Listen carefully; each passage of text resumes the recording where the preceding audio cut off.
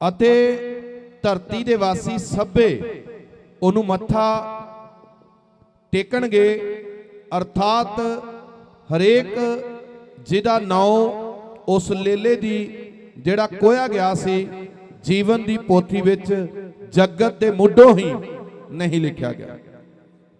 जिनका नाम जगत उत्पत्ति के पहले जीवन की किताब में ना लिखी गई, वे सब उस पशु की पूजा करेंगे।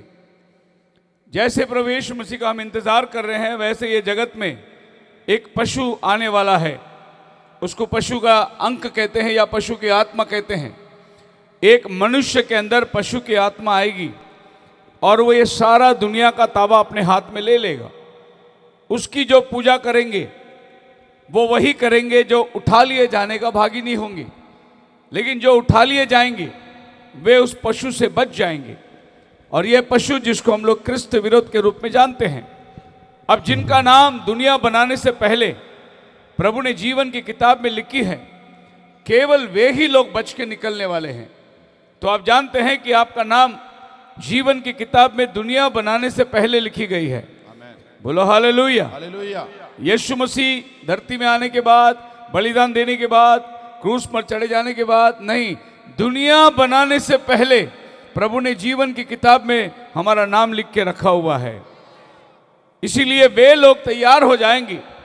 सो ये अंतिम दिनों के कुछ लक्षणों को मैं आने वाले इन मीटिंगों के साथ, मुझे लगता है यहाँ 2 दिन सभा है, 2 दिन आज और कल है, ओके, तो मैं दो हिस्से में बांटूंगा और अर्मगिदोन की लड़ाई के ऊपर बात करूंगा, जिसके लिए आज सारा दुनिया तैयार बैठी है। और ये अर्मगिदोन की लड़ाई आपको मिलता है प्रकाशित वाक्य प्रकटीकरण 16 अध्याय 16 वचन, the book of Revelation chapter 16 verse 16। ਅਤੇ ਉਹਨਾਂ ਨੇ ਉਸ ਥਾਂ ਉਹਨਾਂ ਨੂੰ ਇਕੱਠਾ ਕੀਤਾ, हाँ, ਜਿਹੜਾ ਇਬਰਾਨੀ ਭਾਖਿਆ ਵਿੱਚ हरम गिदोन करके सदौंदा है। और उन सबको इकट्ठा किया गया, जिसका इब्रानी भाषा में मतलब है अर्मगिदोन। हर मेगिदो, ये जगह पे सारी दुनिया के लोग युद्ध को इकट्ठे होने वाले हैं और ये जगह इज़राइल में है। और बाइबल कहते हैं कि दुनिया की सारी राजा लोग, सारी सैन्य वहां पर इकट्ठे होंगे इज़राइल के साथ युद्ध करने के लिए। ये जगह है बहुत ही अंतिम समय के अंदर, सबके लक्षण यहां लगा हुआ है। इसको बोलते हैं अर्मगिदों की लड़ाई। और ये लड़ाई तीसरा विश्व युद्ध है और ये लड़ाई आखिरी लड़ाई होगी। इस लड़ाई के बाद ये दुनिया की तबाह होने वाली है और हम सब लोग प्रभु के राज्य में जो उठा लिए जाएंगे, वो ये धरती में 1000 साल राज्य करने को आने वाले हैं। प्रभु का राज्य स्थापित होगा और जो चुने हुए उठा लिए गए वो प्रभु के साथ ये धरती में आएंगे राज्य करने के लिए।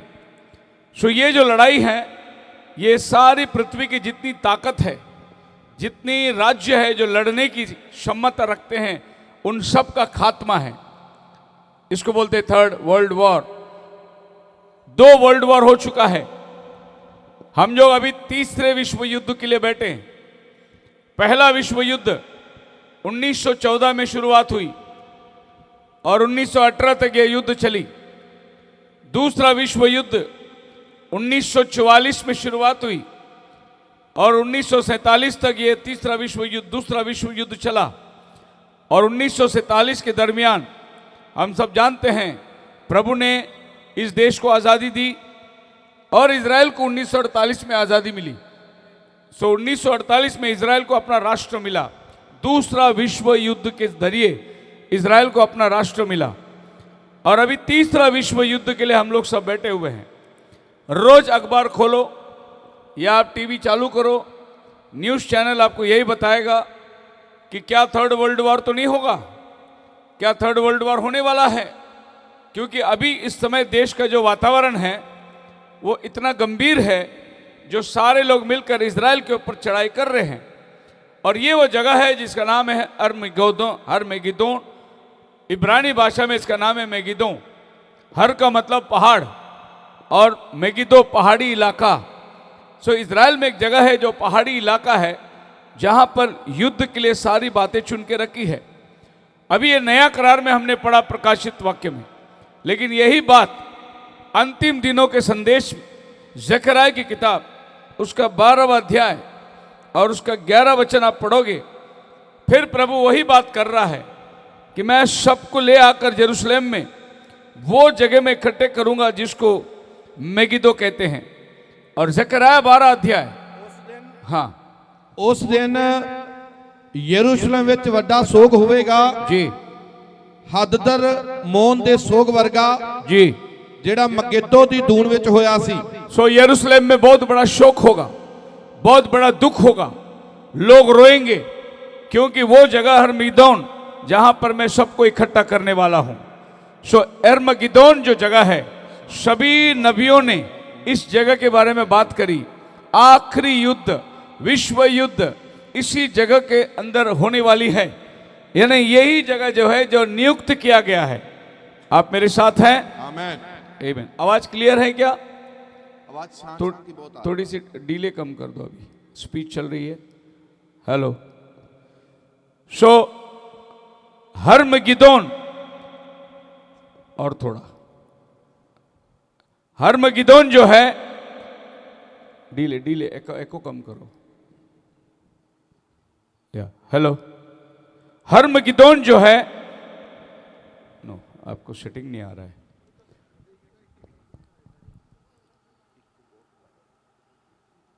Hello hello, check check, hello. थोड़ी शार्पनेस बढ़ाओ। Hello hello. सो जेरूसलेम एक बहुत बड़ा शोकित जगह होगी, और ये जो मैं आपको पिक्चर दिखाया है यही है वो हरमगिदोन जगह। और इसमें जो पहाड़ी इलाका है, जो छोटा सा टापू दिख रहा है, इसको बोलते हैं माउंट करमेल, जहां पर एलिया नबी ने 400 बाल देवताओं को लाया था और प्रभु ने अग्नि देकर यह साबित किया था एलिया का खुदा जिंदा खुदा है। और इसी माउंट के बाजू में जो मेगिदो जगह आती है, वहीं पर एलिया ने 400 नबी का घात किया था। ये वही जगह है जहां घात होती है। सो मेगिदो जगह बाइबल में नबियों ने चुन के रखा है। जितनी युद्ध बाइबल में हुई है, सारे युद्ध यही जगह में होते हैं। अगर किसी को लड़ाई करनी है तो कहते हैं कि ठीक है तुम आ जाओ वहाँ अपने सैनिक लेके, हम भी वहाँ आते हैं। और ये वो जगह है जहाँ युद्ध होती है। शुरू से लेके ये जगह एक युद्ध और खून बहने का जगह दर्शाया गया है। तकरीबन आपके बाइबल के अंदर जितनी युद्ध हुई है सब इसी जगह से संबंधित है। एक बात और बाइबल बता रहा है, यह युद्ध क्यों होगा, इस युद्ध की शुरुआत क्यों होगी, क्यों लोग अभी हरमगिदोन में आके लड़ाई करने वाले हैं। ज़करिया 12 अध्याय उसका 2 वचन में लिखा है, ਵੇਖ ਮੈਂ ਯਰੂਸ਼ਲਮ ਨੂੰ ਆਲੇ ਦੁਆਲੇ ਦੇ ਸਾਰੇ ਲੋਕਾਂ ਲਈ मैं यरूशलेम को आसपास के सभी लोगों के लिए ਲੁੜਕਣ ਦਾ ਕਟੋਰਾ ਠਹਿਰਾਉਂਦਾ ਹਾਂ। एक ऐसा कटोरा बनाऊंगा। ਨਾਲੇ ਇਹ ਯਹੂਦਾ ਦੇ ਵਿਰੁੱਧ ਵੀ ਹੋਵੇਗਾ। हाँ ਜਦ ਯਰੂਸ਼ਲਮ ਦੇ ਵਿਰੁੱਧ ਘੇਰਾ ਪਾਇਆ ਜਾਵੇਗਾ, ਮੈਂ ਉਸ ਦਿਨ ਯਰੂਸ਼ਲਮ ਨੂੰ ਸਾਰਿਆਂ ਲੋਕਾਂ ਦੇ ਲਈ ਇੱਕ ਭਾਰੀ ਪੱਥਰ ਠਹਿਰਾਵਾਂਗਾ। एक भारी पत्थर बनाऊंगा मैं। सारे यरूशलेम को एक भारी पत्थर बनाएगा प्रभु। और ये पत्थर जो यरूशलेम में भारी बनने वाला है, यही युद्ध का कारण बनेगा।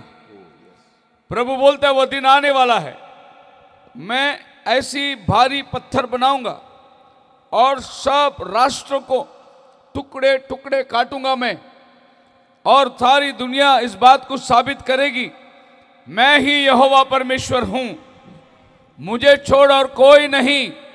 ये बात को मैं सिद्ध करूंगा, लेकिन पहले यरूशलेम को मैं एक भारी पत्थर बनाऊंगा। सो आज ये यरूशलेम दुनिया के लिए भारी पत्थर बन चुकी है। आप जान सकते हैं कि इन दिनों के अंदर गए साल 2023 7 अक्टूबर को जो लड़ाई शुरू हुई, आज 1 साल हो गया। अक्टूबर 7 को 1 साल हुआ और अभी हम लोग नवंबर में आ गए हैं।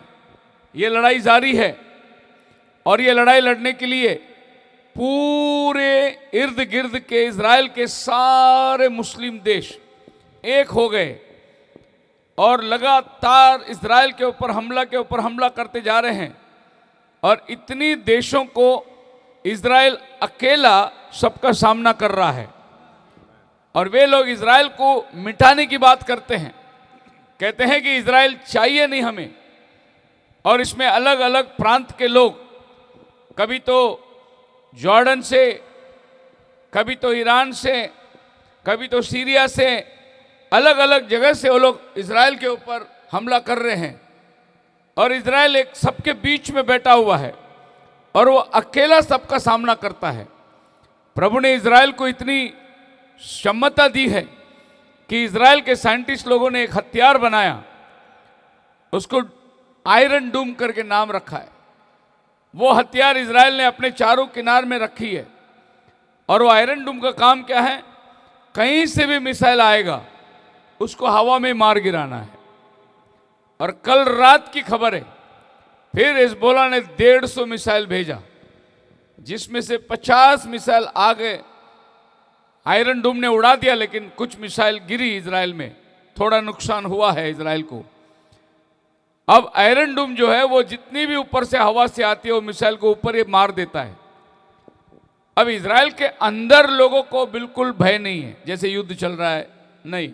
इज़राइल के अंदर सब हो रहे, शादी हो रहे, वो लोग अपना कारोबार सब चालू रखा है। ऊपर जो लड़ाई चल रही है, नीचे वो लोग शादी पार्टी वार्टी सब कर रहे हैं। उनको कोई चिंता नहीं है, उनको पूरा अपने परमेश्वर के ऊपर भरोसा है और उनका कोई नुकसान नहीं होने वाला है। अब देखिए 200 मिसाइल भेजा था ईरान ने एक ही रात में और सारे इज़राइल के बाहर जाके गिरे और एक आदमी मरा उसमें। कितना आदमी? और वो भी फलिस्ती मरा, यहूदी नहीं मरा। 200 मिसाइल दागे, एक आदमी मरा, वो भी फलिस्ती मरा। क्यों मरा? वो मिसाइल का फोटो निकालने के लिए बाहर खड़ा हुआ था, उसी के ऊपर आके मिसाइल गिरी और वो फलिस्ती था, यहूदी नहीं था। प्रभु हर यहूदी का रक्षा करता है, हालेलुया, क्योंकि टाइम हो गया है अभी। सो आप देख सकते हैं कि इज़राइल एक भारी पत्थर बन गई है।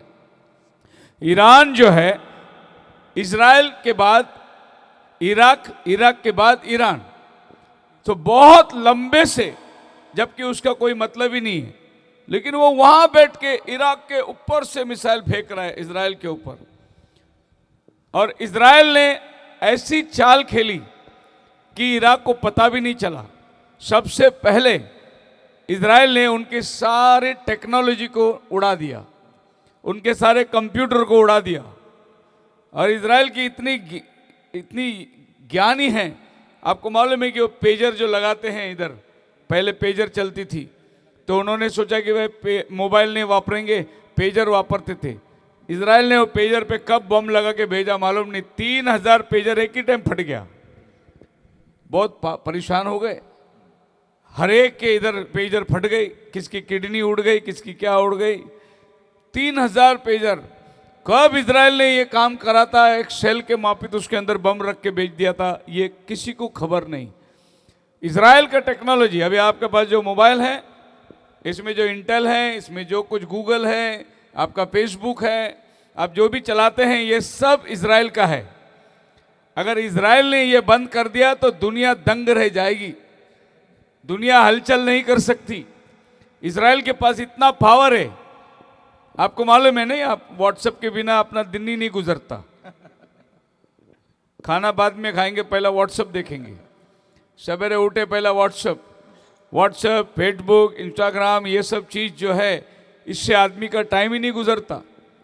एक बार ऐसा हुआ था, एक घर में बहुत बिजी व्हाट्सएप देखने में पति और पत्नी, तो पति आया घर में, उसने खाना खाते वक्त बीवी को जोर से पुकार दी, बोली कितनी बार मैंने बोला तेरे को खाना पकाने के टाइम व्हाट्सएप मत देखा कर, ये दाल बनाई है तो क्या बनाई है, ना नमक है ना मिर्च है इसमें। सो पत्नी ने वहां से बोली, हाँ जी दाल बाजू में, तुमने पानी डाले चावल में, खाना खाने के टाइम व्हाट्सएप मत देखो। तो ये है आज के घर घर की स्टोरी। परेशानी उधर भी है, परेशानी इधर भी है। सो ये सब चीज एक क्षण में इजराइल बंद कर सकती है। हजारों लाखों करोड़ों के पैसे एक क्षण में इजराइल गायब कर देगी। उसके पास इतनी क्षमता है, लेकिन वो इंतजार कर रही है सही समय का। और आपको मालूम है, जितनी दवाएं खोज निकली हैं सब इजराइल से निकलती है। जितने बीपी की दवाएं, इंसुलिन दवाएं, एक बार अरब देश ने ऐसा ऐलान किया कि हम इजराइल से कुछ नहीं लेंगे, कुछ नहीं लेंगे इजराइल से, बैन कर देंगे सब इजराइल का कामों को। तो इजराइल ने बोला ठीक है, वो सारे हमारे इंजेक्शन और दवाई वापस दे दो हमको। तब अरबी लोग को मालूम पड़ा सबको डायबिटीज है, सब इंजेक्शन ले रहे, बोले नहीं नहीं नहीं बैन नहीं करेंगे, चलो रहने दो। तो इजराइल ने सबका नस पकड़ के रखा हुआ है। और वचन क्या कहती है, मैं अपने लोगों को ऐसे काम कराऊंगा जो पृथ्वी में अद्भुत काम जो होगा वो इजराइल के द्वारा होगा। अभी तो इजराइल में सबसे लेटेस्ट टेक्नोलॉजी निकला है और मशीन के अंदर अभी वो खाना तैयार कर रहे हैं। अभी आपको मच्छी पकड़ने की ज़रूरत नहीं है, या बकरा काटने की ज़रूरत नहीं है, मुर्गी काटने की ज़रूरत नहीं है। आप लैपटॉप में बोलो मेरे को चिकन फ्राई चाहिए, मशीन में से चिकन फ्राई आ जाएगा। वही टेस्ट, वही खाना, वही विटामिन, बिना चिकन काटे मशीन आपको चिकन बना के देगी। अभी इजराइल का लेटेस्ट टेक्नोलॉजी वो निकला है। और वो लोग बता रहे हैं समुंदर का खारा पानी को मीठा पानी बनाने का पहला टेक्नोलॉजी इजराइल में है। उन्होंने खारा पानी को मीठा पानी बना के अभी पी रहे। वहाँ पानी नहीं है, वहाँ जिधर भी खोदोगे तो आपको पेट्रोल डीजल मिलेगा, पानी वहाँ नहीं है। लेकिन वो समुंदर के पानी को मीठा पानी बना के पीने की जो टेक्नोलॉजी है, हमारे पीएम भी जब गए थे इजराइल तो पहला वो समुंदर के किनारे में जाकर उसी मशीन में पानी निकालकर उसको पहला इजराइल वाले ने मीठा पानी पिला के दिखाया, देखे खारा पानी मीठा पानी कैसा होता है। सो खुदावन ने जितना बात इजराइल के लिए कही वो सब महान कार्य है, बोलो हालेलुया। सो अभी जिस चीज के लिए इजराइल लड़ाई में उतरने वाली है वो है ये वो भारी पत्थर, ये है जेरूशलेम की शहरपना और ये मंदिर जो सुलेमान की दीवार से बनी है। इस मंदिर के विषय में बाइबल कहती है इसमें जो गुम्मट है यही तीसरा विश्व युद्ध का सबसे भारी जगह है। ये पूरी यरूशलेम की शहरपना है और ये वो जगह है जहाँ पर सुलेमान का मंदिर खड़ा था, लेकिन ये मंदिर ढा दिया गया और इस मंदिर की जगह आज ये गुम्मट है जिसको डूम ऑफ रॉक कहते हैं। और ये ईसा मसीह के 700 साल के बाद एक राजा, मुस्लिम राजा आके गुम्मट को बांधा, क्योंकि यहाँ पर मंदिर जो थी सुलेमान का वो गिरा दिया गया था 70 सदी में, जब प्रभु यीशु मसीह ने कहा था मत्ती 24 के अंदर कि इसमें पत्थर पे पत्थर भी नहीं रहेगा। ये भविष्यवाणी यीशु जाने के 40 साल के बाद पूरा हो गया।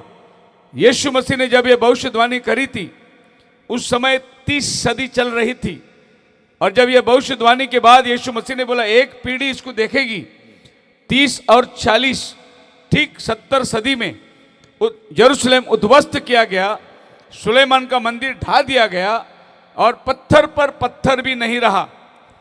क्यों? क्योंकि पत्थर और पत्थर के बीच में सोना रखे थे। सुलेमान के पास इतना सोना था कि पत्थर और पत्थर के बीच में सोना, तो एक एक पत्थर निकालकर सोना निकाले, इसीलिए पत्थर पे पत्थर भी नहीं रहा। तो सुलेमान का मंदिर गिरने के बाद जो आने वाला राजा, यीशु की 600 साल के बाद इस्लाम धर्म शुरू होता है और इस्लाम धर्म शुरू होने के बाद में 7वीं सदी में एक राजा ने आकर एक खाली जगह इजराइल लोग जिसको मंदिर समझते थे उसने वहाँ गुम्मट बनाया, क्योंकि उस समय में मुगलों का राज्य चल रही थी और यहूदी तीतर बीतर हो गए थे। जब 70 सदी में यरूशलेम पर हमला हुआ सब यहूदी भाग गए। एक यहूदी आपको मालूम है थोमा इंडिया में आ गया। उसके इंडिया में आने से आपको और हमको बाइबल मिली। बोलो हालेलुया। हालेलुया। ये 70 सदी में एक थोमा इंडिया में आ गया, उसने सुसमाचार आपके और मेरे पास लेके आया, और आज हम सब प्रभु के चुनावट के अंदर भागी हो गए। सो ये 70 सदी में लोग पूरी देश में यहां वहां तितर बितर हो गए। उस समय से लेकर अभी तक यहूदियों के पास में पूजने के लिए मंदिर नहीं है। दुनिया में सबसे विद्वान लोग, ज्ञानी लोग, सच्चा खुदा को मानने वाले, लेकिन उनके पास पूजने की मंदिर नहीं है। उनका मंदिर गिरकर 2000 साल आज हो गया। ये 2000 साल से वो लोग उपासना के लिए जगह नहीं है जेरूसलेम में। तब बाइबल कहती है कि मैं तुम्हें अपना देश में लेके आऊंगा। 1948 में उनको देश मिल गया। आज 70 साल पूरा होके चले गए, लेकिन उनके हाथ में अभी तक यरूशलेम नहीं मिला। यह यरूशलेम जो है जॉर्डन के हाथ में दिया गया था। बाकी यरूशलेम के सभी हिस्से मिल गए, लेकिन ये पवित्र स्थान उनके हाथ में नहीं मिला, और इसकी मांग इजराइल कर रहे थे। अभी उन्होंने क्या किया, पिछले साल 7 अक्टूबर को जब हमास ने इजराइल पर हमला करी, तो इजराइल ने यह जगह अपना ताबे में ले लिया, और इनको सबको इस पवित्र स्थान पर आना बंद कर दिया। अब ये जो जगह है, जिसको अब्दुल मालिक इब्न जिसने ये बनाया, एक्चुअली ये पहले ऐसा नहीं था, एक छोटी सी कुटीर जैसी थी, लेकिन जैसे जैसे राजा बदलते चले गए, वैसे वैसे वो लोग इसको बनाते बनाते आज इसको एक ऐसा रूप दे दिया है। अभी ये जगह इस्लाम के लिए पवित्र स्थान क्यों है? क्योंकि उनका कहना है कि उनका प्रॉफिट पैगंबर इस जगह पर आकर यहाँ से वो स्वर्गवास हुआ, स्वर्ग पे गया, और उसको कुरान जो किताब है ये उसे प्राप्त हुई। इसीलिए वो लोग कहते हैं कि ये जगह पवित्र है और ये जगह हमें चाहिए, ये जगह हमें मिलना है, वो दावा करते हैं। तो दुनिया के 3 बड़े मज़हब इस पे दावा करते हैं। एक है यहूदी जुडाइज़म, दूसरा है क्रिश्चियनिटी, और तीसरा है इस्लाम।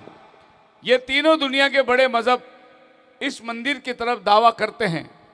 क्रिश्चियनिटी इसलिए दावा करती है कि हमारा प्रभु वहाँ पैदा हुआ, हमारा प्रभु वहाँ अपना जीवन बिताया, वहीं पर क्रूस पे मारा गया, हमारा प्रभु का वहाँ पर खाली कब्र है, उसका जन्म स्थान है, इसलिए ये जेरूसलेम हमको मिलना चाहिए, ऐसा क्रिश्चियन कहते हैं। यहूदी कहते हैं हमारा बाप इब्राहिम अपने बेटे को यहीं पर रखकर बलिदान के लिए प्रभु ने बुलाया था, हमारा सुलेमान राजा ने, हमारा दाऊद राजा ने यही जगह से बैठकर राज्य किए, इसके लिए ये जगह हमें चाहिए। और इस्लाम कहता है कि तुम्हारा बाप हमारा बाप एक ही है, अब्राहम, हम इस्माइल के बच्चे, तुम इसहाक के बच्चे, तो हम लोग भाई भाई है। तो जैसे जितना बाप का हक तुम्हारा है उतना ही बाप का हक हमारा भी है। लेकिन बाइबल क्या कहती है, प्रभु ने इस्माइल को कोई हक दिया ही नहीं। जब इसहाक आया इस्माइल को घर छोड़ना पड़ा। इसके लिए इजराइल बोलता है हम तुमको कुछ नहीं देने वाले, क्योंकि तुम्हारा हक है ही नहीं। जब ही इसहाक पैदा हुआ तो अब्राहम का नाम प्रभु ने बदल दिया था। अब्राहम का नाम पहले अब्राम था, बाद में प्रभु ने इब्राहिम रखा। तो जब इस्माइल पैदा हुआ था तो उसका नाम था अब्राम। जब इसहाक पैदा हुआ उसका नाम हुआ इब्राहिम। इब्राहिम का मतलब बहुत जातियों का पिता। कहने का मतलब जो मुस्लिम आज दावा करते हैं कि इब्राहिम हमारा बाप है, उनको तो असली नाम भी नहीं मिला। इब्राहिम नाम जो है वो यहूदियों को मिला है। Hallelujah, hallelujah. सो ये इतिहास है। आप मेरे साथ हैं? आमीन। देखो, जितना ज्यादा आप बाइबल जानते हो उतना आप इतिहास भी जानना जरूरी है। आमीन। कि वक्त क्या कहती है, वातावरण क्या कहती है। और ये जो मैं बोलता हूं ये बाइबल के साथ साथ इतिहास को मिला के बात कर रहा हूं।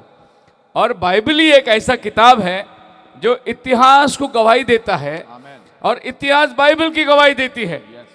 कई लोग मुझे कहते हैं यीशु मसीह क्रूस पर मरा, गाड़ा गया, जी उठा, ये तो तुम्हारे बाइबल में लिखा है ना। तो बाइबल किसने लिखा है? तो मैं कहता हूं ठीक है, तू बाइबल मत पढ़, रोम साम्राज्य पर विश्वास करता है क्या? जो ये दुनिया पे एक दिन सत्ता राज कर रही थी, रोम साम्राज्य सबसे बड़ा राज्य, बोले हाँ विश्वास करते। फिर रोम साम्राज्य का किताब खोल के पढ़, उन्होंने एक दिन यीशु को सजा दिया था, वो लिखा हुआ उधर। उन्होंने एक दिन पहरादारी बिठाया था यीशु के कब्र के पास अपनी सिपाहियों को भेज कर। देख, रोम साम्राज्य की किताब में लिखा हुआ है। बाइबल मत मान तो रोम का किताब को मान ले, वो भी यही गवाही देता है कि यीशु मारा गया, गाड़ा गया, तीसरा दिन मुर्दों में से जी उठा। रोम के सिपाही लोग आकर क्या बोले? पैसे देखकर, हम सोए थे, इन्होंने रात को आकर उसका बॉडी को उठा के ले गए। हम क्या कर रहे थे? सोए थे।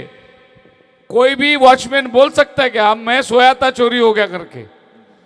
दुनिया का सबसे बड़ा मिलिट्री बोलता हम सोया थे, और रात को आके इन्होंने उसकी बॉडी उठा के ले गए। यह भी सच्चाई है ना रोम की किताब में, रोम के साम्राज्य में। और बाइबली एक अस्तित्व है।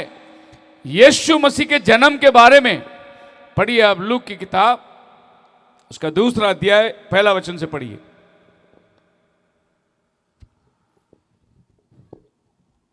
लूक 2 एक से ओनी दिनी इਉਂ ਹੋਇਆ ਕਿ ਕੈਸਰ ਅਗਸਤੁਸ ਦੇ ਕੋਲੋਂ ਹੁਕਮ ਨਿਕਲਿਆ ਜੋ ਸਾਰੀ ਦੁਨੀਆ ਦੀ ਮਰਦਮਸ਼ੁਮਾਰੀ ਹੋਵੇ। ਇਹ ਪਹਿਲੀ ਮਰਦਮਸ਼ੁਮਾਰੀ ਸੀ ਜੋ ਸੂਰੀਆ ਦੇ ਹਾਕਮ ਕੁਰਨੇਲੀਅਸ ਦੇ ਸਮੇਂ ਵਿੱਚ ਕੀਤੀ ਗਈ। ਤਦੋਂ ਸਭ ਆਪੋ ਆਪਣੇ ਨਗਰ ਨੂੰ नाव लिखाउन चले। सब अपने अपने नगर में अपना नाम लिखने के लिए गए। ये टाइम पे अगस्तस नाम का राजा राज्य कर रहा था। उसने कानून निकाला, हर एक आदमी अपना जन्म स्थान पे जाकर आधार कार्ड बनवा ले। इसीलिए जोसेफ और मरियम भी बेतलेहम गए अपना नाम दर्ज कराने के लिए। उसी टाइम पे मरियम 9 महीने गर्भवती थी, और ये लोग जब यरूशलेम पहुंचे तो हर घर में होटल सब फुल था, किसके भी घर में जगह नहीं थी। उस टाइम पे मरियम को बच्चे जनने का पीड़ा शुरू हुआ। तभी यूसुफ सबके घर में जाकर पूछता है, तुम्हारे घर में कमरा मिलेगा, तुम्हारे घर में कमरा मिलेगा। हर एक ने कहा कि हमारे घर में जगह नहीं है, हमारे घर में दुबई से लोग आए हैं, हमारे घर में अमेरिका से लोग आए हैं, क्योंकि नाम लिखाई का दिन चल रहा था। सबके घर में मेहमान थे। किसी व्यक्ति ने कहा कि देखो घर में तो जगह नहीं, लेकिन मेरे पीछे जानवर बंधे हुए हैं, अगर आप वहाँ रह सकते तो शरण पा सकते हैं। तो यीशु मसीह उस जानवर की जगह पे, जो दुनिया में सबसे गंद माना जाता है, वहां जाकर वो पैदा हुआ। हालेलुया। और यही कथा आज भी है। यीशु मसीह का जन्मदिन 25 दिसंबर को बहुत शोरो शाम से मनाते हैं, लेकिन जब वो दुनिया वाला बनाने वाला धरती में आया, किसके भी घर में उसको जगह नहीं थी। वैसे ही आज भी कोई भी चर्चेस में यीशु को जगह नहीं है। यीशु चर्च के बाहर है अभी। उस दिन भी वो चर्च के बाहर था, आज भी वो चर्च के बाहर है। आप पढ़ सकते हैं प्रकटीकरण प्रकाशित वाक्य उसका 3 अध्याय उसका 20 वचन में प्रभु कहता है, मैं द्वार पर खड़ा खटखटा रहा हूं, जो हाँ वेख मैं बूहे उत्ते खलोता अते खड़काउंदा हां जी, जे कोई मेरी आवाज सुने अते बूहा खोल देवे तो मैं ओदे कोल अंदर जावांगा। प्रभु ये 2000 साल से चर्च के बाहर खड़ा हुआ है। उस दिन जब वो पैदा हुआ किसके भी घर में जगह नहीं थी, आज भी किसके भी दिल में उसको जगह नहीं है। और जिसने उसको ले लिया वो उसका दुल्हन बन गया। हालेलुया। सो मसीह में मेरे प्रिय लोगों, ये वो पवित्र स्थान है जिस स्थान के विषय में अगर इस गुम्मट के अंदर है क्या, तो कुछ नहीं है, सिर्फ एक चट्टान है। ये वो चट्टान है जिस पर अब्राहम ने अपने बेटे को रखा था वेदी बनाकर बलिदान के लिए। जब प्रभु ने उसको बोला था अपने बेटे इसहाक को लेकर आ, बस यही चट्टान है वहां पर। इसके आगे अगर आप और इतिहास को अधिक से खोजेंगे तो इस गुम्मट की जगह पहले सुलेमान की मंदिर थी, ये गिरा दिया गया, अभी ये गुम्मट यहां पर खड़ा हुआ है। यहूदी लोग कहते हैं इसको हटाओ, हमें फिर से मंदिर बनाना है। वो कहते हैं हम नहीं हटाएंगे इसको। यहूदी कहते हैं कि अगर आप हमें इजाजत दे तो हम इस गुम्मट को नीचे से ऐसे ही उठा के आप जिधर बोलो उधर पहुंचा देंगे, लेकिन जगह हमको खाली चाहिए। इजराइल के पास ऐसी टेक्नोलॉजी है, इसमें एक भी पत्थर नहीं गिरेगा, ऐसे के ऐसे ये पूरी इमारत को उठा के जिधर बोलो उधर पहुंचाएंगे वो। इतनी उनकी होशियारी है। लेकिन वो बोलते हैं कि हम नहीं हटाएंगे। अब देखिए, बात ऐसी हो गई कि इस गुम्मट के जमीन की निचली स्थान सब कमजोर हो गई है। वहां की मिट्टी निकालकर उन्होंने टेस्ट करी लेबोरेटरी में, तो पता चला कि इजराइल ने अपने जगह से जमीन में इंजेक्शन देख के वो सब कमजोर करके रखा हुआ है। थोड़ी सी धक्का लगेगा ये सब गिरने वाला है नीचे। इजराइल ने सब काम तैयार करके रखा हुआ है। अब वो मिट्टी के अंदर उनको दवाई मिली, जिस दवाई से पता चला कि इन्होंने अपनी तरफ से जमीन में इंजेक्शन डाल के, आपको मालूम है कि इजराइल इंजेक्शन के द्वारा क्या क्या पैदा करती है। इजराइल का फल आज दुनिया में नंबर 1 फल है। इजराइल में जैसा उत्पन्न होता है उसकी सब्जी वो दुनिया को सब्जी खिला सकता है। छोटा सा देश है, इतना उसके पास में एडवांस आ गया है। हमारे देश में भी बहुत सी जगहों के अंदर इजराइल का ये लेके आए, अभी फल वल लेके आए। महाराष्ट्र में इजराइल के फल, इजराइल के अंगूर जो कंधे पे 2 गुच्छे उठा के चले थे, वो सब अभी इंडिया में आ चुकी है, उसका बीज लगा चुकी है। तो इजराइल के पास इतना होशियारी है, हम इसको हटा देंगे, लेकिन वो हटाने की मना कर रहे हैं, देंगे नहीं हटाने के लिए। आप सबको मालूम है हमारे देश में एक बाबरी मस्जिद गिरने की वजह से क्या हुआ था, कितना बड़ा बॉम्बे में बॉम्ब ब्लास्ट हुआ 1993 में, क्या बॉम्बे की हालात हुई। इसी तरीके से जिस दिन ये गुम्मट गिरेगा उस दिन पूरी दुनिया में हलचल होने वाली है, और ये एक बहुत बड़ा लक्षण होगा आखिरी समय के लिए। अब ये तो जगह उन्होंने रखे जहां सुलेमान की मंदिर थी, लेकिन सुलेमान का मंदिर का एक दीवार बचा हुआ है, इसको बोलते हैं वेस्टर्न वॉल। इस दीवार के पास यहूदी लोग आके प्रार्थना करते हैं। यही दीवार के पास में यहूदी लोग आकर अपना दुआ मांगते हैं। वो लोग पेपर में लिखते हैं चिट्ठी, और ये दीवारों के दरार में रखते हैं। कहते हैं प्रभु हमारा मंदिर कब बनेगा, हमारा मंदिर कब बनेगा। ये दीवार के अंदर बाजू में वो गुम्मट है, उसके बाहर बाजू में ये सुलेमान का बना हुआ दीवार है। ये एक ही दीवार ये यहूदी लोग प्रार्थना कर रहे हैं। दुनिया का सबसे महत्वपूर्ण लोग, लेकिन आज उनको आराधना का जगह नहीं है। वो लोग प्रभु से मांग रहे हैं, 2000 साल ये दीवार में वो लोग माथा पिट रहे हैं, हमको ये जमीन चाहिए, हमको ये जमीन चाहिए। और यहीं से सभी बात शुरुआत हो रही है। अगर किसी ने यहां से इधर पत्थर फेंका तो मिलिट्री आ जाती है, फिर लड़ाई हो जाती है। किसी ने यहां से वहां एक पत्थर फेंका तो वापस लड़ाई शुरू हो जाती है, दंगा शुरू हो जाती है। ऐसा एक तनावपूर्वक जगह है। आज की तारीख में सारे इजरायली फौज इसको घेर लिया है। नहीं तो ये लोग ऐसे यहाँ से पत्थर फेंकेंगे, यहाँ से यहाँ मस्ती करेंगे, कुछ ना कुछ लड़ाई करते रहेंगे। लेकिन अभी इजराइल ने पूरा ताबा ले लिया है, अभी वो किसी को वहाँ आने को नहीं दे रहे हैं। अब दुनिया इसीलिए ईरान मिसाइल फेंक रहा है, इसीलिए सीरिया मिसाइल फेंक रहा है, क्योंकि उनको बड़ा गुस्सा आ गया कि हमारे मस्जिद को तुम कैसे ले लिए, और वो लोग सब एक हो गए। अब इजराइल अकेला है, लेकिन इजराइल को मालूम है कि इधर मूल जो जगह था वो सुलेमान का मंदिर था, इसलिए ये जगह हम कभी भी नहीं छोड़ेंगे। इजराइल का प्राइम मिनिस्टर इतना जबरदस्त बात करता है, वो कहता है कि हमारा बाप दाऊद, इब्राहिम, सुलेमान इसी जगह से राज्य किए हैं। तुम बाइबल पढ़ के देखो, ये देश प्रभु ने हमें दिया है, इसमें तुम्हारा कोई हक नहीं, और किसी भी तरीके से हम इसे नहीं छोड़ने वाले हैं। हम कितने मार खाए, कितने दिन भटक के गए, कितना युद्ध हमारे ऊपर हुआ, फिर भी परमेश्वर ने हमें यहाँ लाके बसाया है। दुनिया का हर राष्ट्र यहूदियों के विरुद्ध में लड़े हैं। रोम साम्राज्य यहूदियों के ऊपर कितना तकलीफ उठाया था, कितना कष्ट किया था, लेकिन वो कहते हैं फिर भी आज परमेश्वर ने हमें यहाँ लाके बसाया है। 1948 में जब भी इंग्लैंड के रानी ने इजराइल को बोला आओ तुम्हारा देश ले लो, वो जस्ट आके देश में बसे हुए थे तो 5 राष्ट्रों ने युद्ध छेड़ दिया। 6 दिन के अंदर 5 राष्ट्रों ने उनको युद्ध छेड़ दिया।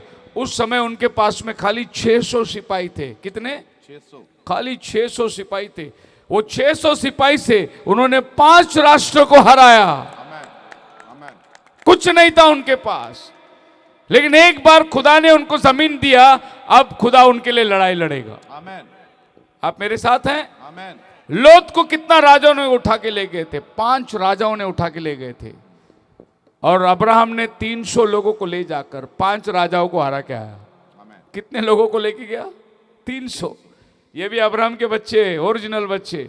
600 लोगों को लेकर इन्होंने 5 राष्ट्रों को हराया। उस दिन से हमेशा इनके ऊपर युद्ध होता रहा, होता रहा, होता रहा, लेकिन इजराइल हमेशा जय पाता रहा, जय पाता रहा। 1967 में एक युद्ध हुई। उस युद्ध के अंदर प्रभु ने कृपा किया, पवित्र मंदिर को छोड़ यरूशलेम का जगह उनके ताबे में मिल गया। लेकिन अभी उनका लड़ाई इस चीज के लिए है। अभी वो लोग अपने रीत और रिवाजों को नहीं छोड़े। वे लोग अभी भी, जैसे हम लोग पर्व मनाते हैं, पास ओवर, ईस्टर, गुड फ्राइडे, ये लोग अपने गुड फ्राइडे में बकरी को बलिदान लेके जाते हैं। यही वो पहाड़ है जहां अब्राहम को प्रभु ने बुलाया था। लेकिन इनको बलिदान अभी वो उधर देना है जिधर सुलेमान का मंदिर है, लेकिन वो उनके कब्जे में है। लेकिन इन्होंने अपना बलिदान देना नहीं छोड़ा। बिल्कुल यहूदी लोग जैसे त्यौहार मनाते हैं वैसे तुरी फूंक कर ये लोग अपना पर्व नियमित समय में मना रहे हैं। जेरूशलेम के बाहर जाकर वो लोग अपना पर्व मनाते हैं, प्रभु से मांगते हैं कि हमें ये जगह चाहिए, और उनका निडर है विश्वास कि ये जगह प्रभु उनको देगा। और बाइबल कहती है कि प्रभु यीशु मसीह के दूसरी आमद में ये मंदिर तैयार होना चाहिए। यहूदी लोग ये मंदिर को बनाकर खड़ा करेंगे। इसका मतलब ये मंदिर बनाने की जो औजार इन्होंने तैयार करी है, जिससे ये साबित होता है कि प्रभु यीशु मसीह बहुत जल्द आने वाला है। आमेन। बोलो हालेलुया, हालेलुया। आप समझ पा रहे हैं मेरी बातों को? आमेन। जी, थोड़ी सी मैं न्यूज़ के बारे में बता रहा हूँ, थोड़ी अर्जेंसी के बारे में बता रहा हूँ कि ये बातें हो रही हैं। आप भी तैयार हो जाओ, आपके जो भी कामकाज है करते रहो, लेकिन साथ ही साथ आपका इस विश्वास के अंदर भी बढ़ोतरी बनता जाए कि प्रभु अगर आज रात आए तो मैं जाने की तैयारी में हूँ। बाकी सब कारोबार चलने दो, जो बच्चे स्कूल जा रहे हैं स्कूल जाने दो, जो कॉलेज पढ़ रहे हैं कॉलेज करने, जो जिनको काम करना है, कोई खेती कर रहा है करो, कोई घर बांध रहा है बांधो, लेकिन ऐसा रहो कि आज रात को वो आए तो मैं जाने की तैयारी में है। ये भी करो, ये भी करो। बोलो हालेलुया। सो ये चीज करना है, क्योंकि भाई ब्रनम के टाइम पे एक सवाल पूछा गया, आप तो बोल रहे प्रभु इतना जल्दी आने वाला है, तो किसी ने पूछा हमने अभी खेती में आलू डाल के आए तो क्या करना है? तो भाई ब्रनम ने बोला कोई बात नहीं, आलू आने दो, अगर प्रभु आए तो तुम चले जाओ, तुम्हारे रिश्तेदार आलू खाएंगे। वैसे तुम भी चावल डालो, गेहूं डालो, उसमें काम में आलसी मत करो। प्रभु आ गया तुम चले जाओ, फिर तुम्हारे रिश्तेदार तुमको छीन के खाने वाले बहुत है। वो ताबड़तोड़ झपट लेंगे तुम्हारे घर पे, बोलेंगे मेरा भाई का घर है, मेरा मामा का घर है, मेरा खेती है, ले लेंगे वो लोग। तो आप उनकी चिंता मत करो, आप ये चिंता करो प्रभु ने हमारे लिए जगह तैयार करने गया है। हमारा सब कुछ प्रभु के राज्य में है। आमेन। उसी तैयारी में रहो और ये काम भी करते रहो। आइए विषय के अंदर जाएंगे। इस अर्मगिदोन की बात को लेकर मैं आपको आगे लेके जाना चाहता हूँ।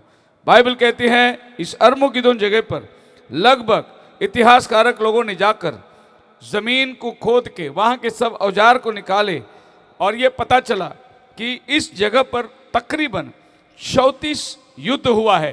कितने युद्ध हुआ है? 34 युद्ध हुआ है।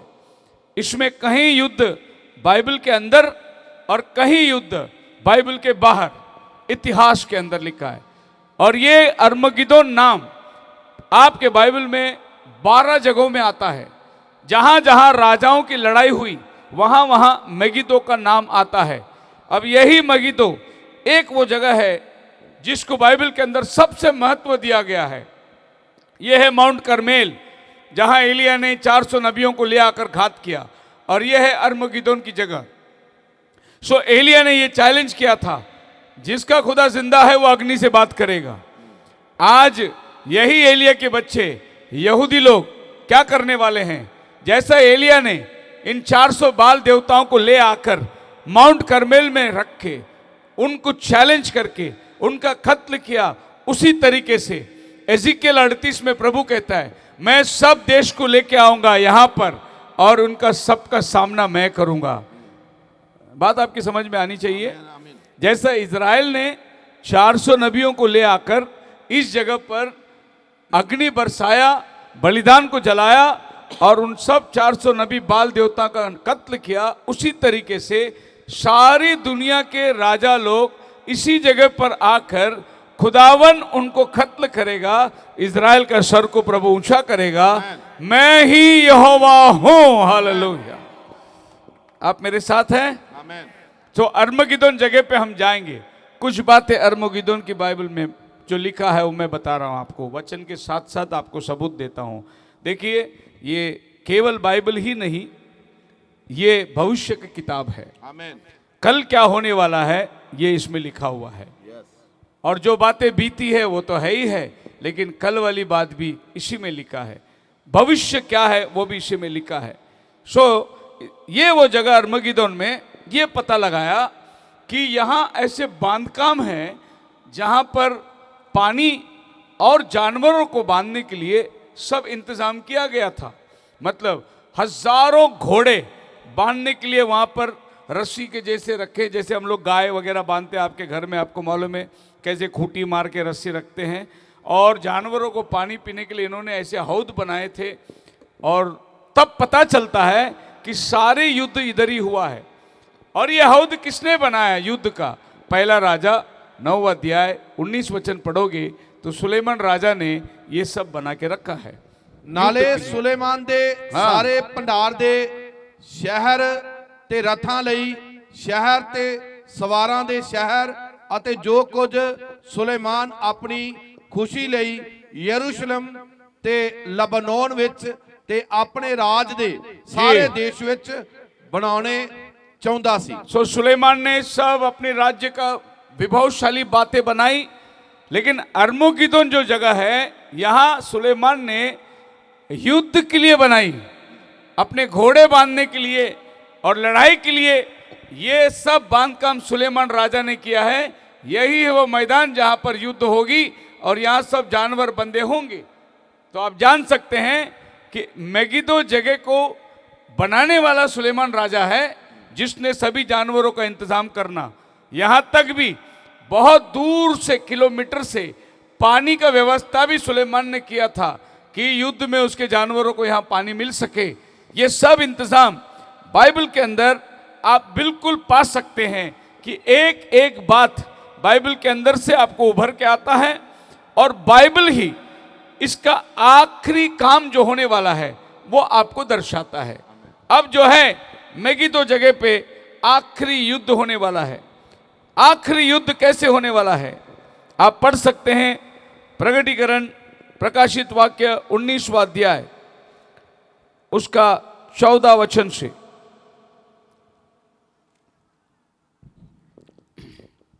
ਅਤੇ ਜਿਹੜੀਆਂ ਫੌਜਾਂ ਸੁਰਗ ਵਿੱਚ ਹਨ ਉਹ ਚਿੱਟੇ ਅਤੇ ਸਾਫ਼ ਕਤਾਨੀ ਕੱਪੜੇ ਪਹਿਨੀ ਨੁਕਰੇ ਘੋੜਿਆਂ ਉੱਤੇ ਉਹਦੇ ਮਗਰ ਆਉਂਦੀਆਂ ਹਨ ਅਤੇ ਉਹਦੇ ਮੂੰਹ ਵਿੱਚੋਂ ਇੱਕ ਤਿੱਖੀ ਤਲਵਾਰ ਨਿਕਲਦੀ ਹੈ ਭਈ ਉਸ ਨਾਲ ਉਹ ਕੌਮਾਂ ਨੂੰ ਮਾਰੇ ਅਤੇ ਲੋਹੇ ਦੇ ਡੰਡੇ ਨਾਲ ਉਹਨਾਂ ਉੱਤੇ ਹਕੂਮਤ ਕਰੇ ਅਤੇ ਉਹ ਪਰਮੇਸ਼ਰ ਸਰਬ ਸ਼ਕਤੀਮਾਨ ਦੇ अत वड्डे क्रोध दी मैद चबच्चे नू लताड़दा है।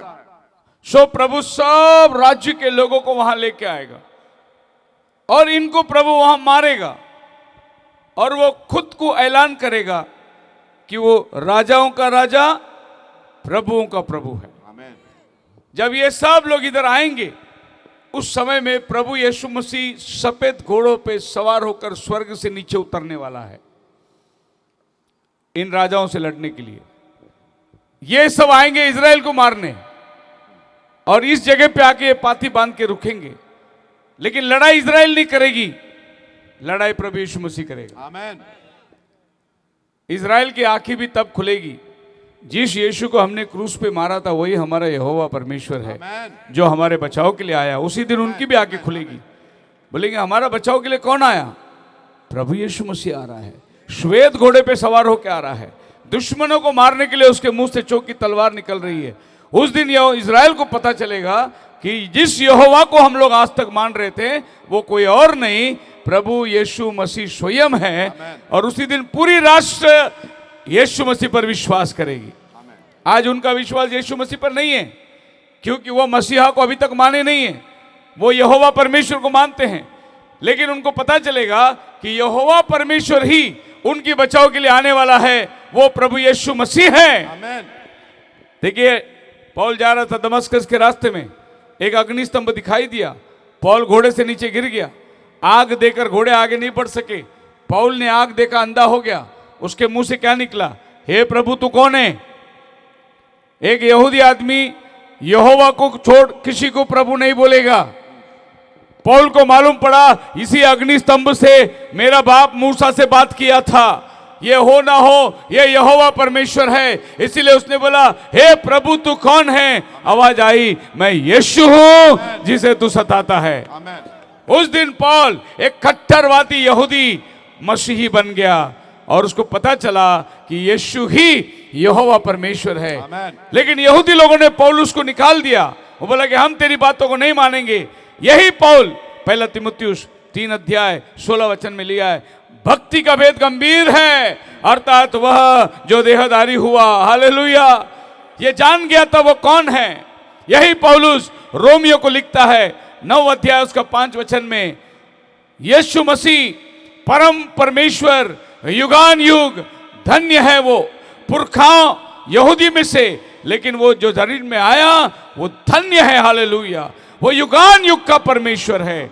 यही पौलुस लिखता है पहला तीमुथियुस 2:5 के अंदर, परमेश्वर और मनुष्य के बीच में एक बिछवाई है, अर्थात प्रभु यीशु मसीह वो बिछवाई है, हालेलुया। यही पौलुस यहूदियों को समझाना चाहा, लेकिन वो नहीं समझ पाए।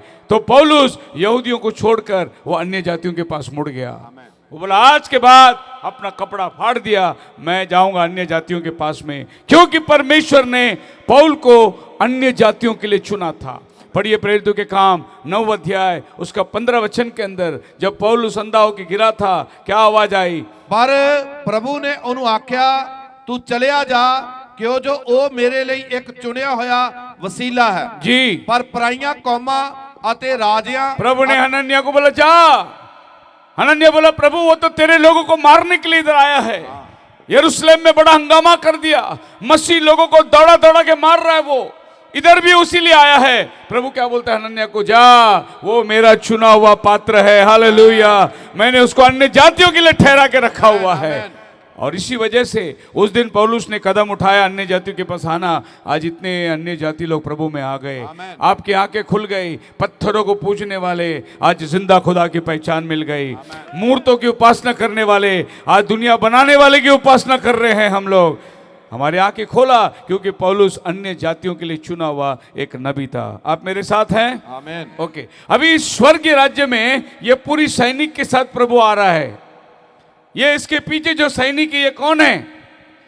जो लोग रैप्चर में गए थे ऊपर, वही लोग प्रभु के साथ नीचे आ रहे हैं। सफेद घोड़े पे सवार है, हालेलुया। कभी बैठे थे क्या घोड़े पे? पर हम लोग आने वाले घोड़े पे बैठकर अपने दुल्हे के साथ आने वाले हैं नीचे धरती पर राज्य करने के लिए। इतना तो आपको विश्वास होना चाहिए कि हम लोग आने वाले हैं धरती पे राज्य करने, और प्रभु इनको लेके नीचे आ रहा है। अभी जब ये स्वर्गीय सेना को लेके आ रहा है तो नीचे कौन सी सेना इकट्ठे हो रही है?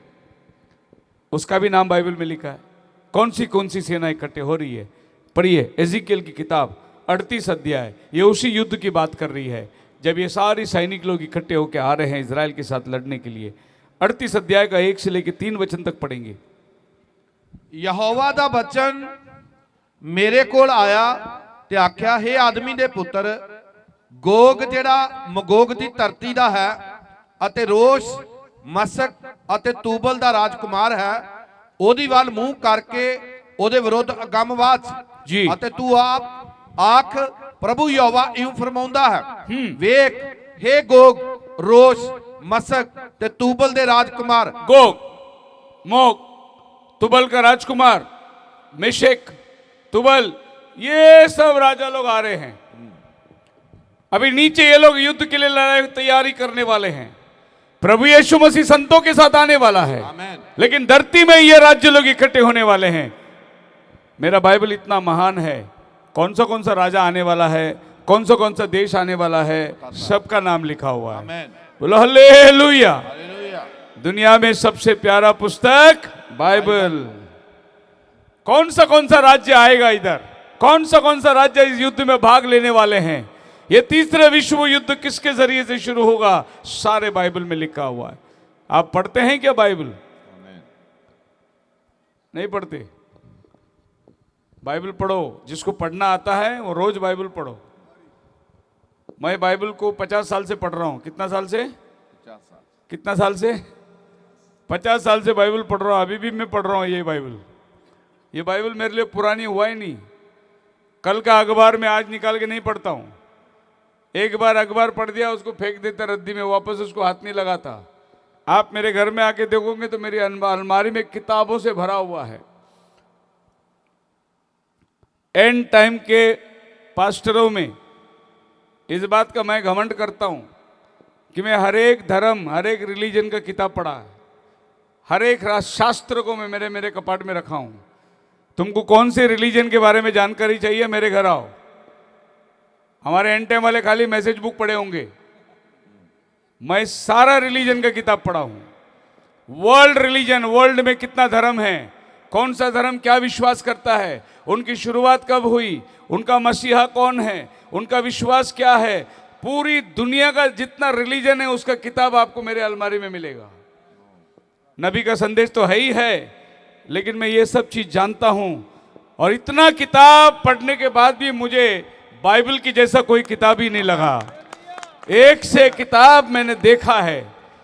और मैं हर रिलीजन की बात संक्षेप में मैं अगर आपके सामने रखूं तो मैं ये बोलता हूं कि आपको ये जानना जरूरी है। सबसे पहला रिलीजन, ये धर्म के पृथ्वी पर, वो है यहूदी धर्म, जिसको 4000 साल हुए, जिसका शुरुआत करने वाला अब्राहम। और यही धर्म पृथ्वी में सबसे पुराना धर्म है। उसके बाद में हम जिस देश में रहते हैं, हिंदुइज्म, ये 3000 साढ़े 3000 साल पुराना धर्म है। जिनके पास ईश्वर नहीं है, जिनके पास अपना कोई किताब नहीं है, उनके पास खाली ऋग्वेद, सामवेद, यजुर्वेद, अथर्ववेद, ये 4 वेद को मानते हैं। और ये चारों वेद में कोई देवी देवता का नाम नहीं है। उससे पहले ये हिंदुस्तान के अंदर द्राविड लोग रहते थे, जो लोग पंचभूतंगल को मानते थे।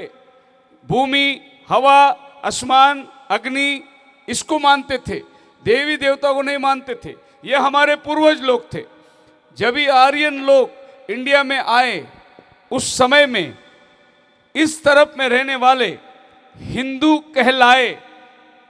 यही हिंदू आपके बाइबल में एस्तर की पहला अध्याय पहला वचन में, हिंदुस्तान से लेकर इथोपिया तक एस्तर रानी राज्य करती थी, तो ये देश का नाम हिंदुस्तान था। हिंदू धर्म नहीं था, हिंदुस्तान था। ये आपकी बाइबल गवाही देती है। उसके बाद चाइना में ताओ आए, ताओइज्म। उसके बाद हिंदुस्तान में जैन आए, जैनिज्म। फिर बुद्धा आया, बुद्धिज्म। सो ताओइज्म, जैनिज्म, सिंतोइज्म, ये सब एक टाइम पे आए। 2200, 2300, 2500 साल, 300 साल के अंदर इतने मजहब ये धरती में खड़े हुए। 2000 साल हुआ प्रभु यीशु मसीह धरती में जन्म लिया। उसके बाद मसीही शुरुआत हुई, और उसके 700 साल के बाद इस्लाम ये धरती में आया। और उसके और 1000 साल के बाद, मतलब आज से 500 साल पहले, सिख धर्म ये धरती में आया गुरु नानक जी आने के बाद। यही है वर्ल्ड रिलीजन। इनके गुरु है, इनका विश्वास है, इनका अपना धर्मशास्त्र है। लेकिन क्रिश्चियनिटी, इस बात को ध्यान रखिए, Hinduism, Buddhism, Taoism, Jainism, सिंतोइज्म, Christianism नहीं होता, क्रिश्चियनिटी होता। क्योंकि क्रिश्चियनिज्म नहीं है, क्रिश्चियन धर्म नहीं है, मसीही धर्म नहीं है। यीशु ने कोई धर्म नहीं शुरू किया, यीशु ने सारे मानव जाति के लिए बलिदान दिया।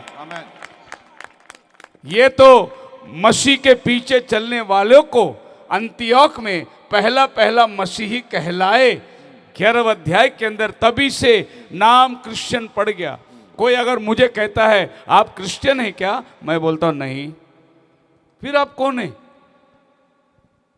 मैं बोला मैं वो आदमी हूं जो प्रेरितों के 9वें अध्याय में उसका दूसरा वचन में लिखा है, मैं वो धर्म का आदमी हूं। बोले फिर क्रिश्चियन कौन है? मैं बोला क्रिश्चियन और डिसोजा फर्नांडिस से जो दारू पीते, सुअर का गोश्त खाते, मूर्ति पूजा करते, वो क्रिश्चियन है। मैं क्रिश्चियन नहीं हूं। मैं कौन हूं? इस पथ पर चलने वाला व्यक्ति हूं। किस पथ पर? जिस पथ पर चलने वालों के लिए पौलुस मारने को गया था, वो पथ पर चल है कि बराबर है ब्रदर? 9वें अध्याय का 2 वचन। प्रेरितों के काम। ਪਰ ਸੌਲਸ ਅਜੇ ਪ੍ਰਭੂ ਦੇ ਚੇਲਿਆਂ ਦੇ ਦਬਕਾਉਣ ਅਤੇ ਕਤਲ ਕਰਨ ਦੇ ਦਮ ਮਾਰਦਾ ਹੋਇਆ ਹਾਂ। ਸਰਦਾਰ ਜਾਜਕ ਦੇ ਕੋਲ ਗਿਆ ਹਾਂ। ਅਤੇ ਉਸ ਕੋਲੋਂ ਦਮਿਸ਼ਕ ਦੀਆਂ ਸਮਾਜਾਂ ਦੇ 9 ਇਸ ਪ੍ਰਕਾਰ ਦੀਆਂ ਚਿੱਠੀਆਂ ਮੰਗੀਆਂ ਹਾਂ। ਭਈ ਜੋ ਇਸ ਪੰਥ ਦੇ ਮੈਨੂੰ ਜੋ ਮਿਲਣ, इस पंथ दे। ये मेरा धर्म है। आमीन। जो इस पंथ पे चलने वाले हैं, आमीन।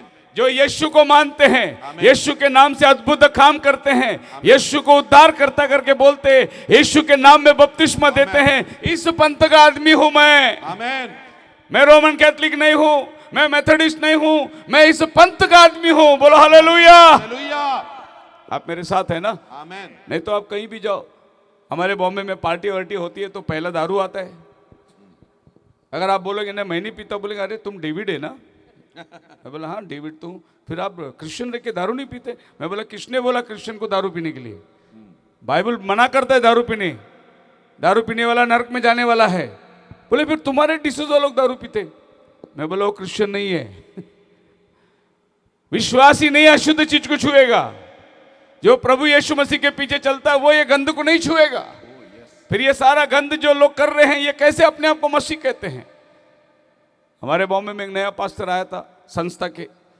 अब ये लोग पीते हैं, चुप चुप के पीते हैं। लेकिन एक शादी में बैठा तो किसी पास्टर जी को पूछा गया कि पास्टर जी थोड़ा सा लेंगे क्या ड्रिंक? पास्टर जी ने बोला लेगा, क्योंकि नया आया था पास्टर, लोगों को मालूम नहीं है पीता है कि नहीं करके। वो बोले लेंगे लेकिन स्टील के गिलास में दो। कौन सी ग्लास में? स्टील के गिलास। कांच के गिलास में मत देना, लोगों को मालूम पड़ जाएगा। स्टील के गिलास में दो। ये क्रिश्चियन लोग हैं। लेकिन आज आप और हम वो क्रिश्चियन नहीं जिसको नामधारी बोलते हैं। हम वो असली क्रिश्चियन है। हालेलुया। जिनको मारने के लिए पौलुस जा रहा था, एक दिन यीशु ने पकड़ के उसको ही बना दिया असली क्रिश्चियन। और फिर पौलुस आगे बढ़ता गया। सो ये देश जो धरती में इकट्ठे होने वाला है, गोग मागोग, वो राजकुमार और मेशेक और तुबल। चलो आज का राष्ट्र हम लोग देखेंगे कि ये पुराना नाम है बाइबल में, नया नाम इसका क्या है? गोग का मतलब क्या है?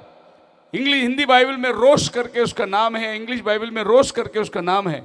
ये नाम रशिया है, रोश। सो ये जो रशिया देश है, इसी को बाइबल में गोग करके बोला गया है। और बाइबल में लिखा है कि तीसरा विश्व युद्ध में इजराइल के साथ लड़ने के लिए रशिया आने वाला है। हर देश का नाम बाइबल में लिखा है, उसको नया तरीके से उसका शब्द का अर्थ निकालकर आप देखेंगे। दूसरा वचन लिखा है मागोग आने वाला है। अभी मागोग कौन है? मागोग जो है रशिया में मॉस्को, ये है मागोग।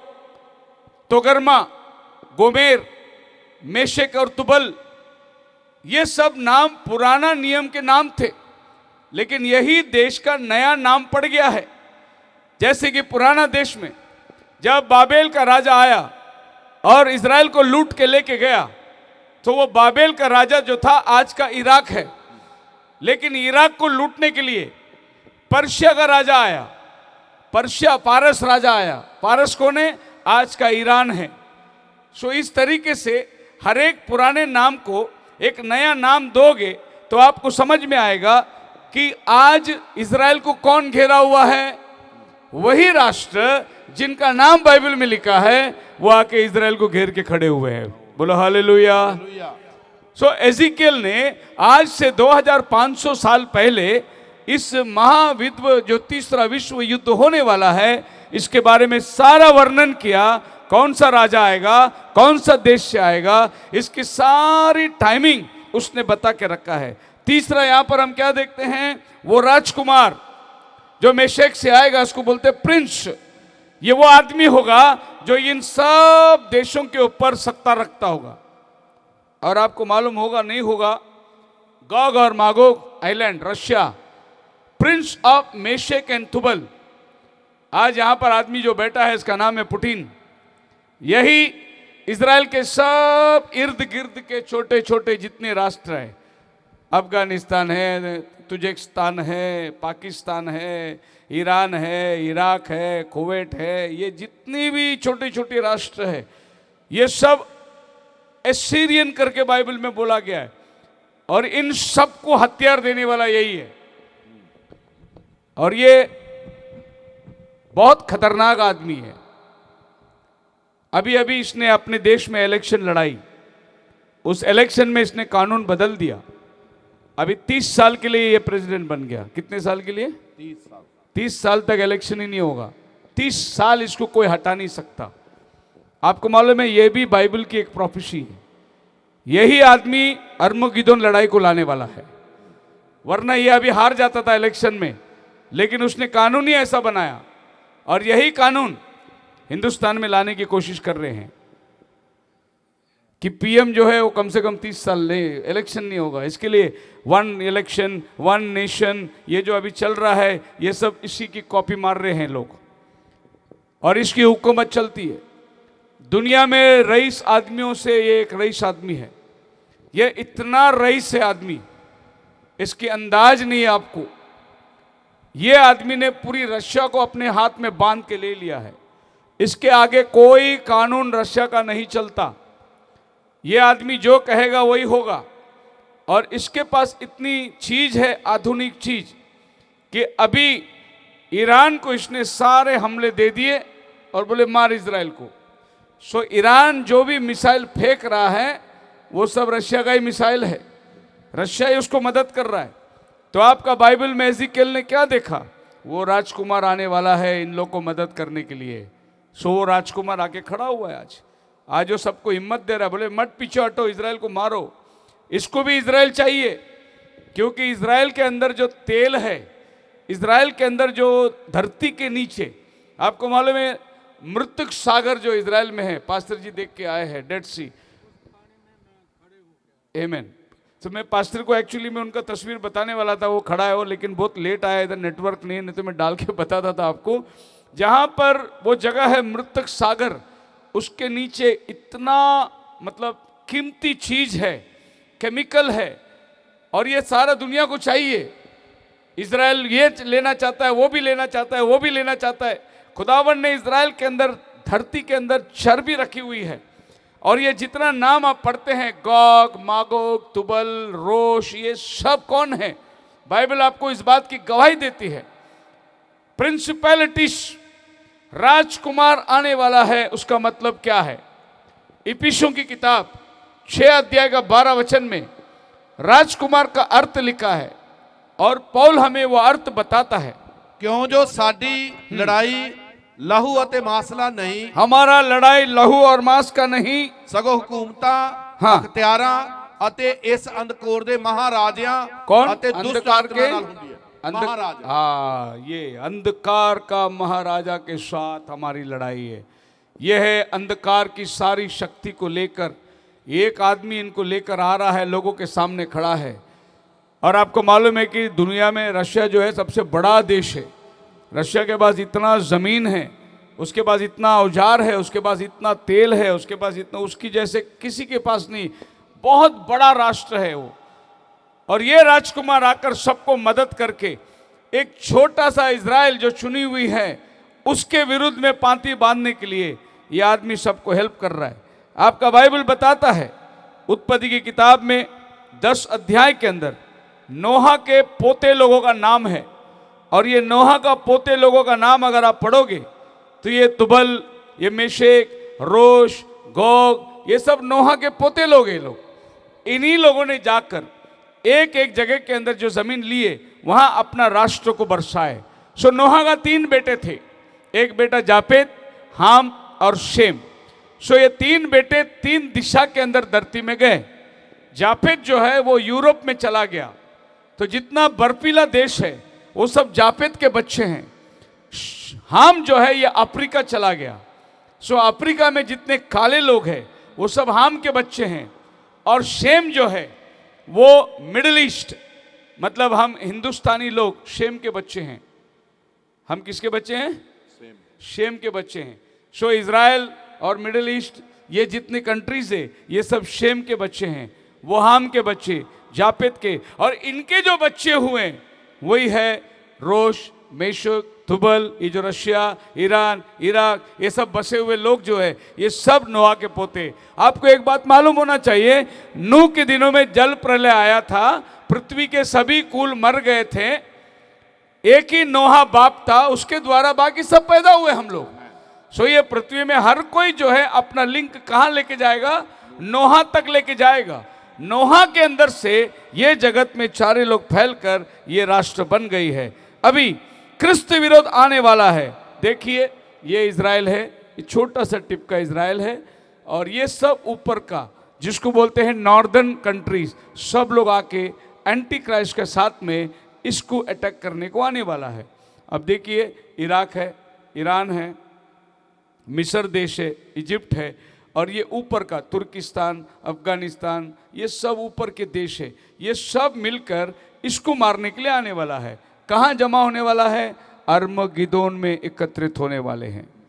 अभी ये अर्मगिदोन में एकत्रित होने के लिए, इस लड़ाई में एकत्रित होने के लिए उन्होंने एक गठबंधन बनाया, और वो गठबंधन जो उन्होंने बनाया उसमें इतना राष्ट्र इकट्ठे हुए हैं।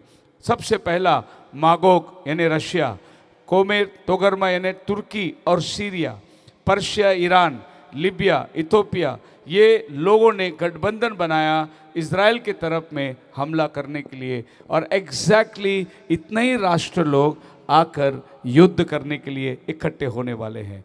ये बात आज से 2500 साल पहले एजिकेल नबी ने देख लिया, और 2000 साल पहले योहान प्रकाशित लिखने वाले ने क्या देखा? परमेश्वर उन सबको इकट्ठा कर रहा है। कौन सी जगह में ला रहा है? अर्मगिदोन जगह पे लेके आ रहा है, और ये वो जगह है जहाँ सब राष्ट्र एकत्रित होकर लड़ने वाली है। मैं आपको डरा नहीं रहा हूँ, परंतु मैं आपका हौसला बढ़ा रहा हूँ। प्रभु जल्दी आने वाला है, वचन पूरा हो रहा है। बोलो हालेलुया। अभी आप टीवी चालू करो, रोज का अखबार निकालो, देखिए आपको ये न्यूज़ मिलता है, Putin sends nuclear missile to Iran. यही है वो राजकुमार जो सबको हथियार सप्लाई करेगा, और ये एजिकेल नबी ने देखा कि ये हथियार सप्लाई कर रहा है सबको। वो तुबल को हथियार सप्लाई कर रहा है, उसके साथ बैठ के एग्रीमेंट कर रहा है। ये ईरान का खोमेनी जो धर्म गुरु है, जितने भी कानून पास होता है इस्लाम के अंदर, वो इसके पास से कानून पास होता है। इसने अगर किसी को फतवा दे दिया वो मर जाएगा। दुनिया में मारना डालना सब कानून इसके पास से शुरू होती है, और इसको पूरा सपोर्ट इज़राइल रशिया का है, और रशिया आकर उसको मदद कर रहा है। एजिकेल 38 अध्याय 7 वचन पढ़ के देखिए, और ये पिक्चर को देखिए। देखो जो 2500 साल पहले हमारा नबी एजिकेल ने देखा, वो आज आप और हम टीवी में देख रहे हैं। उन्होंने पहले टीवी में देख लिया था। तू तैयार हो ਅਤੇ ਆਪਣੀ ਤਿਆਰੀ ਕਰ, ਤੂੰ ਅਤੇ ਤੇਰੀ ਸਾਰੀ ਸਭਾ ਜਿਹੜੀ ਤੇਰੇ ਕੋਲ ਇਕੱਠੀ ਹੋਈ ਹੈ, ਅਤੇ ਤੂੰ ਉਹਨਾਂ ਦਾ ਆਗੂ ਬਣ। तू उन्हाना, तू उनका रक्षक बन। ये प्रभु ने ऑलरेडी एजिकियल को बताया कि वो जो राजकुमार आने वाला वो इनका रक्षक बनने वाला है। देखो ये रक्षक बन के बैठा है कि नहीं? बोल रहे डरो मत, मैं हूं, मैं दूंगा तुमको हथियार, मैं दूंगा तुमको पैसा, इज़राइल को मारो। और प्रभु ने अपने दास नबी को बताया तू उनका सबका अगुवा बन के बैठ। लेकिन प्रभु उसको कैसे जड़ से निकालने वाला है, आगे आप 15 वचन में जाएंगे। ਅਤੇ ਤੂੰ ਆਪਣੇ ਅਸਥਾਨ ਤੋਂ ਉੱਤਰ ਵੱਲੋਂ ਦਰੇਡਿਓ ਆਵੇਂਗਾ, ਅਤੇ ਬਹੁਤ ਸਾਰੇ लोग तेरे नाल होंगे। ऊपर के सारे राष्ट्रों को लेके तू आएगा, तेरे साथ बहुत लोग होंगे। जेड़े सारे दे सारे ਘੋੜਿਆਂ ਤੇ ਅਸਵਾਰ ਹੋਣਗੇ ਹਾਲੇਲੂਇਆ। ਅਤੇ ਇੱਕ ਵੱਡੀ ਸਭਾ ਤੇ ਫੌਜ। तू अकेला नहीं आएगा, तू बहुतों को साथ में लेके आएगा। तेरे पास बहुत हथियार होंगे, तेरे पास बहुत घोड़े होंगे, तेरे पास बहुत सामग्री होगा। तू लड़ाई के लिए अकेला नहीं, परंतु सब राजाओं को समेट के लेके आएगा इजराइल के साथ लड़ने के लिए। लेकिन प्रभु कहता है उस समय में मैं तेरे को मारूंगा। हालेलुया। हालेलुया। अभी इजराइल नहीं मारने वाला किसी को, पर इजराइल के विरोध में जो उठने वाला है उनको मारने वाला यहोवा परमेश्वर है। आमेन। वो उतर के आकर इनको मारेगा। और प्रभु कहता है बस इतना मैं दुनिया को बताऊंगा 23 वचन के अंदर। उसी में ਅਤੇ ਆਪਣੀ ਮਹਿਮਾ ਅਤੇ ਆਪਣੀ ਪਵਿੱਤਰਤਾ ਕਰਾਵਾਂਗਾ ਅਤੇ ਬਹੁਤ ਸਾਰੀਆਂ ਕੌਮਾਂ ਦੀਆਂ ਨਜ਼ਰਾਂ ਵਿੱਚ ਜਾਣਿਆ ਜਾਵਾਂਗਾ। सुनिए, ਅਤੇ ਉਹ ਜਾਣਨਗੇ। बहुत सारे राष्ट्रों को मैं ये बताऊंगा, वे जानेंगे मैं ही यहोवा ਹਾਂ। हालेलुया। हालेलुया। रशिया कौन सा देश है आपको मालूम है? नास्तिक है, कम्युनिस्ट है रशिया। रशिया को ईश्वर को नहीं मानता। इसके लिए प्रभु बोला मैं तेरे को ही भेजूंगा, तू इनको लेके आ, और तू जब आएगा लेके मैं उतरूंगा लड़ाई करने, आमेन। और मैं तुझे बताऊंगा कि मैं यहोवा परमेश्वर हूं। आमेन। तू बोलता है ना कि कोई ईश्वर को मैं नहीं मानता, ईश्वर है, आमेन। दुनिया का चलाने वाला है, आमेन। इजराइल का रक्षक है। आमेन। मैं तुमको मारूंगा तब तुम मेरा नाम को जानोगे। और दुनिया में सबसे बड़ा कम्युनिस्ट राज्य को प्रभु लेके आ रहा है, उसको तबाह कर देगा। हालेलुया। हालेलुया। जो खुदा को नहीं मानते उसको खुदा अपने आप को जताने वाला है। ये लड़ाई आपका और हमारा नहीं है। उस रात जोशुआ जेरिको के चारों तरफ घूम रहा था, दीवार को देख रहा था, कितना ऊंचा दीवार है, कैसे लड़ाई करेंगे, कैसे इसको ऊपर चढ़ाएंगे। ये दीवार इतना बंधा हुआ है, मजबूत है। जेरिको का दीवार कम से कम ऐसे 8 रथ दौड़ सकते हैं, इतना चौड़ा दीवार था। वो दीवार को कोई फांद के जा नहीं सकता। और उस रात जोशुआ अकेला खड़े रह के निरीक्षण कर रहा था। इतने में उसके सामने एक व्यक्ति आया, नंगी तलवार लेकर खड़ा था। जोशुआ उसके तरफ में अपना तलवार उठाया, बोला तू हमारी ओर है कि दुश्मन की ओर है? वो व्यक्ति ने कहा मैं फरिश्ता आसमान से उतर के आया हूं, जीवित परमेश्वर के सामने खड़े रहने वाला मैं फरिश्ता हूं।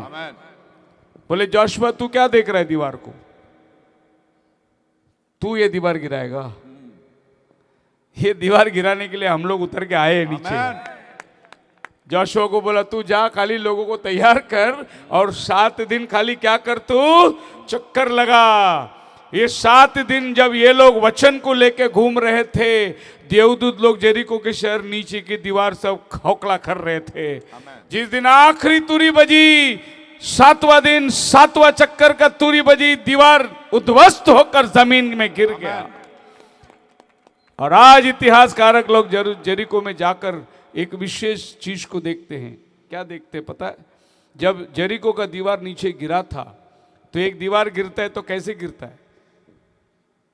जो गिरा हुआ दीवार के ऊपर आप चल के जा नहीं सकते। एक पत्थर यहाँ होगा, एक पत्थर ऊपर होगा, एक पत्थर नीचे होगा। लेकिन जेरिको का जब दीवार गिरा था तो वो गिरते गिरते वो पायरी बन के गिरा। कैसे गिरा? सीढ़ी बन के गिरा, इस तरीके का सीढ़ी। तो जोशुआ को लड़ाई करने को ज्यादा कठिन नहीं है, सीधा सीढ़ी में चढ़ के गए, ऊपर जाके लड़के आ गए। तो जेरिको का दीवार को किसने गिराया और किसने सीढ़ी बना के दिया? वो रात को फरिश्ता आके खड़ा था ना, जोशुआ को बोला लड़ाई तेरा नहीं है, लड़ाई मेरा है। वैसे ही आज प्रभु फिर एक बार इजराइल में उतरने वाला है। और ये रोश, ये मेशेक, ये तुबल, ये तोगरमा, इनको सबको बताने वाला है इजराइल का खुदा ही जिंदा खुदा है। खुदावन आप सबको आशीष दे। आमेन, आमेन। आगे की बात कल मैं आपको लेके जाऊंगा। आमेन, आमेन।